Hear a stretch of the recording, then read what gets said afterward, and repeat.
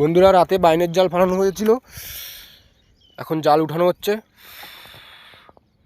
ভালোই বাইন পাওয়া গেছে, আপনারা দেখুন, আরও আছে, ছাড়ানো হচ্ছে। দারুণ সাইজের বাইন, দেশি বাইন নদীর।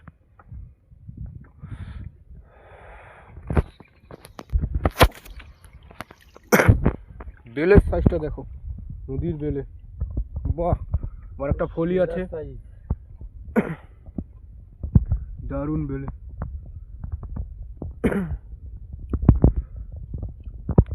ছাড়াও ছাড়াও ছাড়াও, একটা তেলাপিয়া।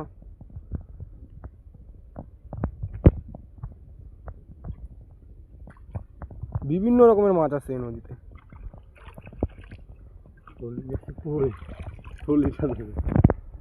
ফলির সাইজটা বন্ধুরা হেভি হেভি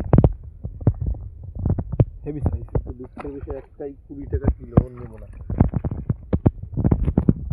ইলিশটা দেখো, দারুণ।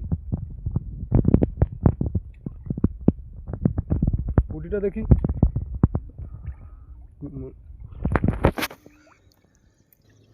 বন্ধুরা পুঁটিগুলোর সাইজ দেখো, এক জায়গায় 3 পিস। ওরে দেশি পুঁটি, দারুণ, 500 টাকা কিলো। কিন্তু এখানে কোনো ভ্যালু নেই। এখানে ছাড়াও আর ফেলে দাও, এই হলো কাজ। এখানে চলে বান, বেলে, ট্যাংরা।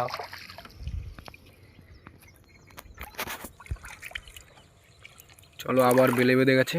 ও সামনে আর একটা বাইন আছে, ও হেভি সাইজ বান্ডার, দারুণ সাইজের বাইন, বাহ বাহ বাহ। দিক দিক বাদলেই ভালো, বেলেটা নষ্ট হয়ে গেছে ফলে। পুঁটি পুঁটি যদি চলতো, পুঁটি বিক্রি করে আমাদের হয়ে যেত জনের দাম, কিন্তু পুঁটি তো, পুঁটি এখানে মানুষ খাই না।